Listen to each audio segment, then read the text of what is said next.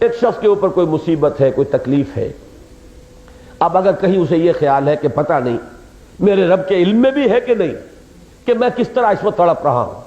مجھے کس قدر اس وقت تکلیف ہے، مجھے اس وقت کس قدر کوفت ہو رہی ہے، یہ بات اگر ہوگی تو اس پر ایک افسردگی طاری ہوگی، اس پر ایک دوری اور بوجھ پیدا ہو جائے گی اس کے قلب میں۔ اور اگر اسے معلوم ہے میرے رب کے علم میں ہے، میری ہر کیفیت وہ دیکھ رہا ہے،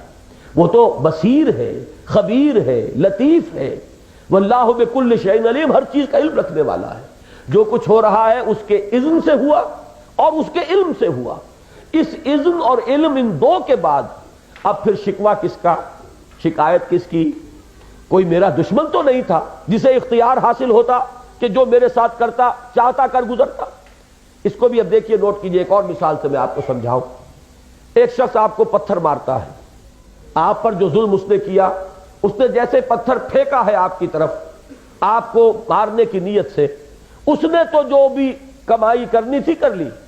لیکن آپ کو پتھر لگ جانا یہ بالکل مختلف شے ہے۔ اللہ نہیں چاہے گا نہیں لگے گا، اس کا ہاتھ چوک جائے گا، اس کا نشانہ چوک جائے گا،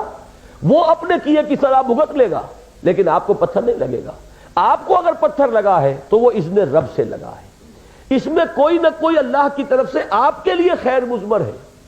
شاید کوئی خناس دماغ میں پیدا ہو رہا تھا جس پہ جھنجھوڑنا مقصود ہو، شاید پہ کوئی غفلت طاری ہو رہی تھی جس کے پردے کو چاک کرنا اللہ کو مطلوب ہو، لیکن مجھے اس پتھر کے لگنے میں جب میرے رب، میرے مالک، میرے آقا، میرے خالق کا اذن شامل ہے تو اب میرا تصور کیا ہوگا کہ یقیناً اس میں بھی کوئی نہ کوئی خیر ہوگا۔ دنیاوی قانون کے اعتبار سے اس کو میں سزا دلواؤں یہ دوسری بات ہے،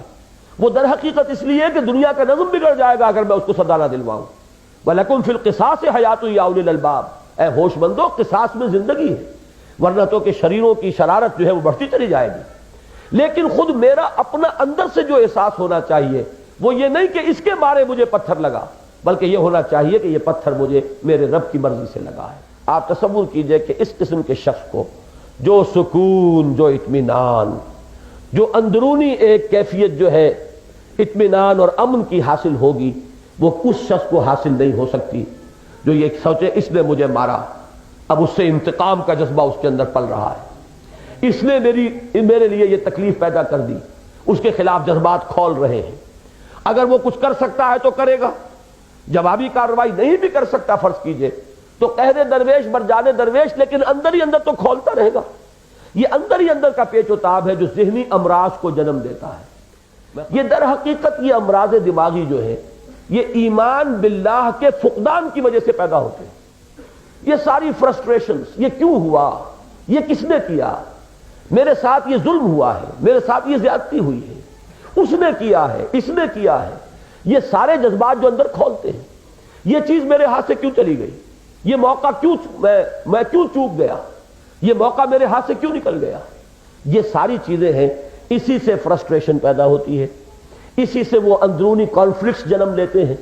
یہی چیزیں جو اندر ہی اندر جو ہے پیچ و تاب انسانی ذہن کے اندر یہ جو ایک کھولنے کا عمل ہے وہ جاری رہتا ہے، اور اس کے نتیجے میں اس کے اندر کا امن اور سکون درہم برہم ہو جاتا ہے۔ اور یہ اندر کا امن اور سکون جب درہم برہم ہوتا ہے تبھی در حقیقت یہ مختلف شکلیں جو ہے امراض دماغی کی یہ پیدا ہوتی ہیں۔ امن اور سکون در حقیقت ایمان باللہ کا لازمی نتیجہ ہے۔